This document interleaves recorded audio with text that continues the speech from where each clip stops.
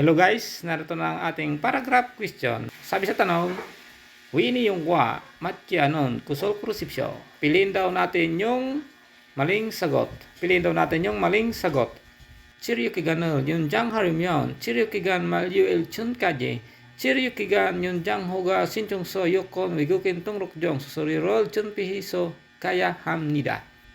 At ngayon ay isa-isahin naman natin yung mga sentence na nasa loob ng graph question. Ang chiryo ay stay o pananatili, kigan, period o pagtatapos. Yunjang harimyon, ang yunjang ay extend. Harimyon kung balak. Malyuel, ang malyuel ay expiration date. Chun kaji, ang chun ay before, kaji ay hanggang.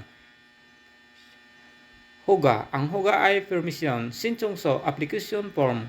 Yokon, passport. Wigukin tung rokchong, Certificate of Alien Registration. Susoryo roll. Ang susoryo ay bayarin. Chunpe heso. Chunpe heso. Ang chunpe ay prepare.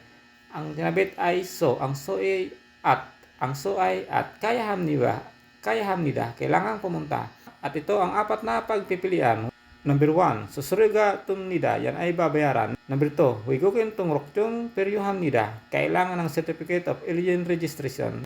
Number 3, chiryukigan yung jange tihan sulmyong imnida.